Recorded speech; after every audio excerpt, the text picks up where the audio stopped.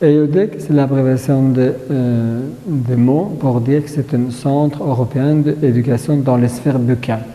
Ça veut dire tout ce qui touche dans le domaine de la bouche. Nous sommes un centre pour formation dans ce domaine-là. Nous poursuivons plusieurs buts. C'est la formation des assistants dentaires, formation continue pour les dentistes, ce que nous avons organisé un cours au Togo pour nos confrères togolais et belges et français et luxembourgeois qui sont présents en même temps. Mais le volet plus important de l'EUDEC, c'est le volet humanitaire. En 2009, janvier 2009, avec le professeur Thierry Charles, président de notre association, nous avons décidé d'installer notre ONG au Togo. Notre but était de pouvoir aider les enfants démunis et orphelins de Togo. Pourquoi Togo? Parce que par l'intermédiaire d'un ami qui travaillait pour le gouvernement belge, il m'a proposé si on ne voulait pas venir aider les enfants. C'est comme ça que nous sommes venus en 2009 avec l'aide de l'ambassadeur de Togo en Belgique, M. Sagbo, et nous avons pu amener nos installations, nos fauteuils dentaires, et de s'installer dans un cabinet dentaire loué du quartier de Nathanaël.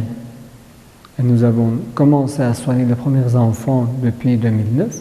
Et en 2011, nous avons amené un cabinet mobile, c'est-à-dire un camion qui est équipé d'un fauteuil dentaire qui va de village en village pour pouvoir soigner des patients âgés ou enfants qui n'ont jamais la possibilité de se rendre en ville.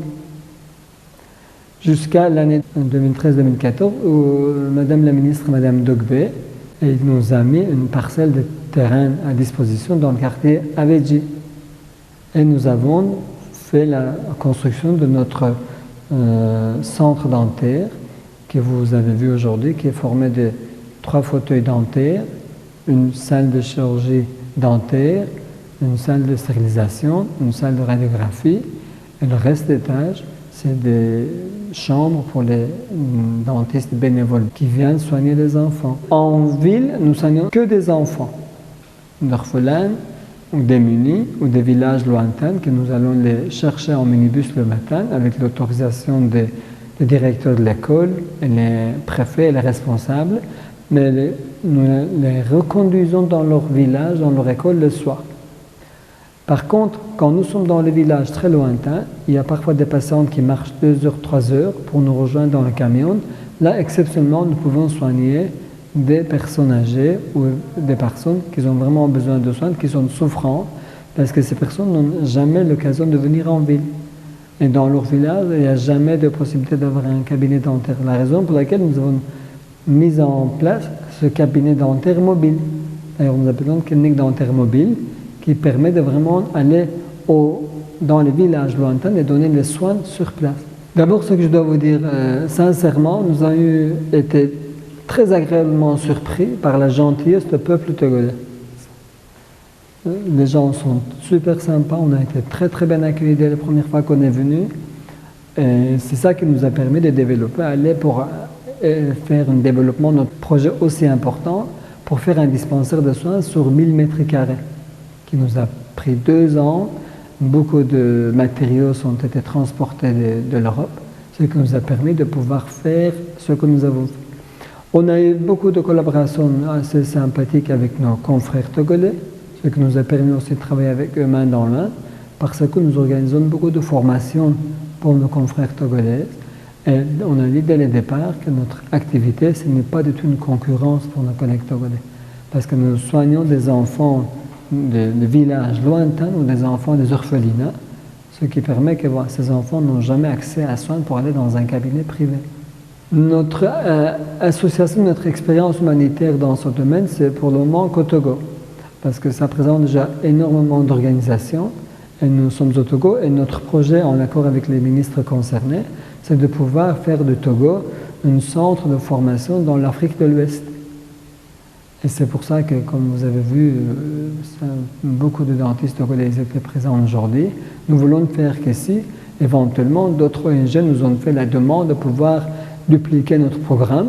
Alors là, nous sommes prêts à donner notre expérience qu'on a eue pour qu'ils puissent faire dans d'autres pays en Afrique ou autres que l'Afrique. Mais nous avons constaté 2 points très importants. Les enfants que nous avons soignés qui sont loin des grandes villes, ces enfants-là ont quasi pas de problème de carie dentaire. Mais par contre, ils ont problème de la gencive et de brossage.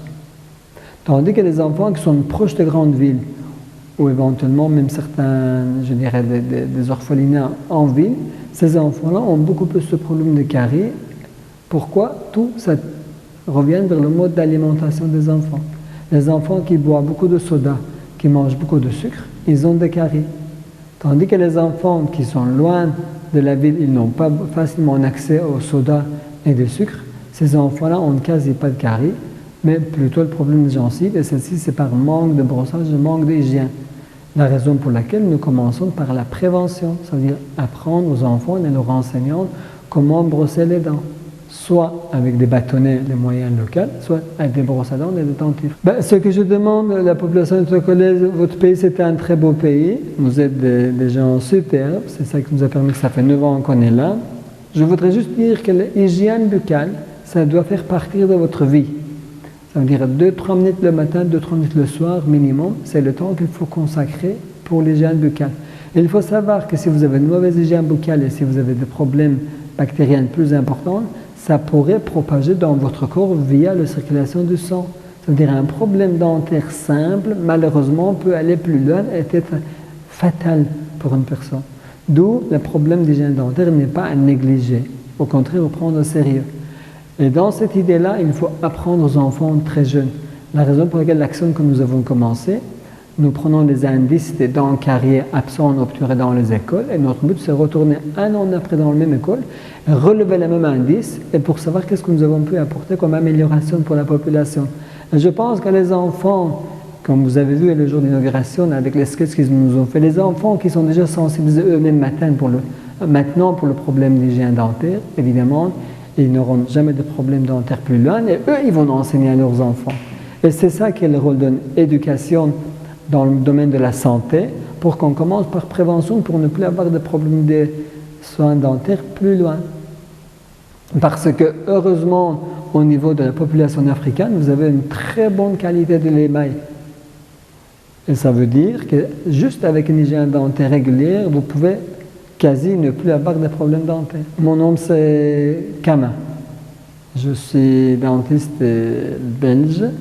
Je suis dans l'association depuis 2009, comme je vous ai dit, et mon spécialité c'est l'orthodontie et des implants dentaires. Merci, M. Kama. Merci beaucoup, merci à vous.